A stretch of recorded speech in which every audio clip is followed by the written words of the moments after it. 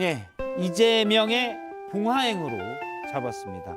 민주당 이재명 대표가 당대표 취임 후 처음으로 경남 김해의 봉하마을을 찾았습니다. 노무현 전 대통령의 지금 오늘 잡는 모습인데요. 봉하마을을 방문해서 노 전 대통령의 묘역을 참배를 했고요. 나중에 이제 권영숙 여사도 예방을 했습니다. 오늘 봉하마을을 간 것을 두고 여러 얘기도 나오고 있는데요. 일단 오전 최고위원회에서 이재명 대표를 향한 수사를 향해서 좀 날선 소리를 냈습니다. 잠깐 들어보겠습니다. 정부도 정쟁 또는 야당 탄압 또 정적 제거 이런 데 너무 국가 역량을 소모하지는 마시고 국민의 삶을 개선하는 민생 개선 또 한반도 평화 정착, 대한민국의 경제 산업 발전 여기에 좀 더 주력해 주시기를 다시 한번 당부드립니다. 예, 지금 그러니까 정적 제거에 국가 역량을 소모하고 있다는 주장인데요. 일단 이재명 대표가 봉하마을에 간 이유는 뭐라고 보십니까 혹시? 전 뭐 이 순서대로 해서 쭉 방문하는 것이라서 예, 뭐 당대표 취임한 뒤에 특별히 큰 의미를 부여할 필요는 없다라는 생각을 합니다. 뭐 그렇죠. 뭐 당 대표로 신임 선출됐기 때문에 봉하마을 가는 건 뭐 정해진 수순인 것 같고요. 다만 이제 그 지금 사면 초과에 지금 빠질 수 있는 상황이잖아요. 특히 사법 리스크가 지금 막 이제 가시권에 들어오기 때문에 예. 그래서 이제 친문 쪽에 일정 정도 좀 도움을 요청하는 것으로 이제 시기적으로 묘하게 그렇게 해석될 수 있는 부분이 있지만 저는 뭐 그런 것을 의도하고 저 일정을 짜진 않았을 것이고 미리 예정된 일정이었다고 생각을 하고요. 저는 근데 오늘 이제 이재명 대표의 그 발언 중에 눈에 띄는 것은 지금 영수회담 제안을 지금 오늘째 5번째를 하고 있어요. 만나자 계속. 네, 취임을 하자마자 영수회담 제안을 계속하고 있고 갈수록 영수회담 제안에 대한 요구가 이제 굉장히 강해지고 있는데 영수회담이라는 표현을 계속 쓰는 것도 저는 굉장히 좀 불편하고 그리고 지금 그 사법 리스크가 해서 벌써 2번째 기소 의견이 지금 나오고 있지 않습니까? 그것에 대해서 자꾸 영수회담을 이야기하니까 지금 제가 알기로 민주화 이후에 최근 년간에 그 여야 간의 영수회담은 된 적이 없어요. 예전에 이제 권위주의 시대와 3김 시대 영수회담이 있었던 것이지 대부분의 경우는 해외 순방 다녀오거나 아니면 뭐 어떤 그 정치적인 계기를 마련해서 대통령과 여야 당대표 간의 회담을 하는 당대표 간 회담을 하는 것이지 여야 간에 딱 1대1로 영수회담 한 적은 없는데 예. 자꾸 영수회담 이야기하니까 오해를 좀 살만한 표현인 것 같아서 좀 그건 좀 그 말씀만 잠깐 좀 드리면 정무수석이 해외 순방 다녀오시면 한번 일정을 잡아보자라고 얘기를 했는데 그걸 또 대통령실에서 또 부인을 하죠. 당이 안정화되고 여당이 당대표를 뽑으면 그러니까 올해 안에 절대 안 만나겠다는 얘기를 한쪽에서는 계속하고 정무수석은 어떻게든 만남을 만들어 보려고 노력하고 있고 뭐 노선이 자기들끼리 좀 헷갈리고 있는데 기본적으로는 윤석열 대통령이 야당과 대화하거나 민생을 챙길 생각이 없다 저희는 이렇게 보고 있습니다.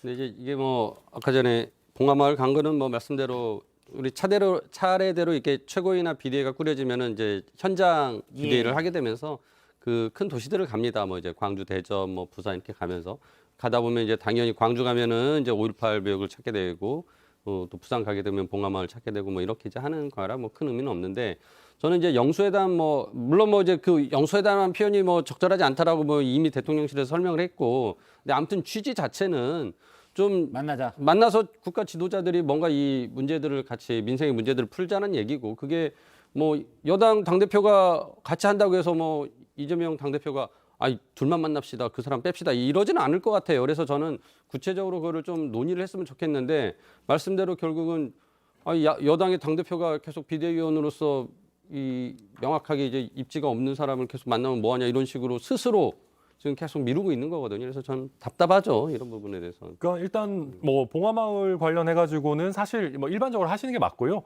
근데 이게 지금 사법 리스크가 현실화된 상황에서 봉하마을이 가는 게 겹치다 보니까 일단 다양한 좀 정치적인 해석이 나오는 거고 그리고 친문이라고 하시는 분들 중에 꽤 상당수가 뿌리가 친노에서 시작하시는 분들이 많지 않습니까? 그래서 이런 어떤 제스처라든지 또 뭐 하는 것 자체는 뭐 이재명 대표 입장에서 나쁠 게 전혀 없겠죠. 지지층은 이미 단결이 돼 있습니다만은 그럼에도 불구하고 조금 더 뭐 넓게 가자 이런 취지인 것 같습니다. 지금 뭐 이재명 대표의 사법 리스크가 좀 더 현실화된 뒤에 친문들도 좀 더 힘을 보태는 모습입니다. 중앙일보 보도에 따르면은 대표적 친문이죠. 전해철 의원이 지난 2일 국회에서 본회의장에서 이재명 대표와 귓속말을 하는 장면이 저렇게 잡혔었는데 중앙일보에서 보도하면 당시 이런 얘기를 했었다고 합니다. 이재명 대표가 검찰 기소를 대비할 대책에서 역할을 좀 맡아달라라고 전해철 의원에게 얘기를 하자 전해철 의원이 문재인 정부 관련된 사안까지 다 합쳐서 대응해야 하는 상황이라면 얼마든지 돕겠다라고 했습니다. 두 사람은 사실 지난 2018년 지방선거에서 경기도지사 경선을 같이 했기 때문에 당시 김혜경 씨 관련 의혹도 전해철 의원이 제기한 바가 있어서 예전에는 사이가 좋지는 않았거든요. 근데 지금은 오히려 대표의 사법 리스크가 커지면서 어떻게 보면 뭐랄까요, 친분들도 다 힘을 모으는 형태가 아닌가라는 느낌이 저는 들어요. 그건 조금 과도한 해석 같아요. 그렇게까지 그래요? 볼 수 없는 게 저게 지금 맡았다는 상임고문이 윤석열 정부 정치탄압 대책위원회 상임고문인데 예. 잘 아시지만 정당에는 무수히 많은 대책위원회가 있고 거기에 위원장도 아니고 상임고문이 한 명도 아니고 여러 명입니다. 예. 그중에 상임고문 이름 하나 올리는 게 드디어 이제 전해철 의원이 친문 색깔 버리고 친명으로 돌아섰다.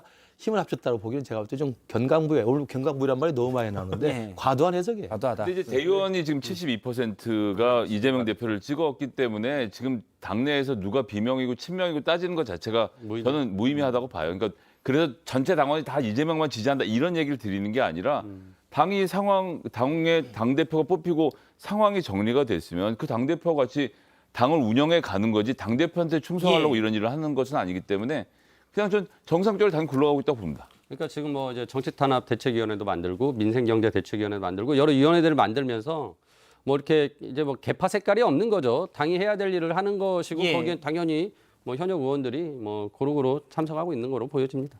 예. 예. 일단 뭐 그러니까 당 대표에 대해서 좀 압박이 거세니까 별로 이재명 대표를 응원하지 않았던 분들도 이건 아니지 하면서 약간 힘을 물론이죠. 합치는 정도 그럼요. 그런 정도로 해석을 하도록 하겠습니다. 네, 오늘 내용 말씀 여기까지 듣도록 하겠습니다. 고맙습니다.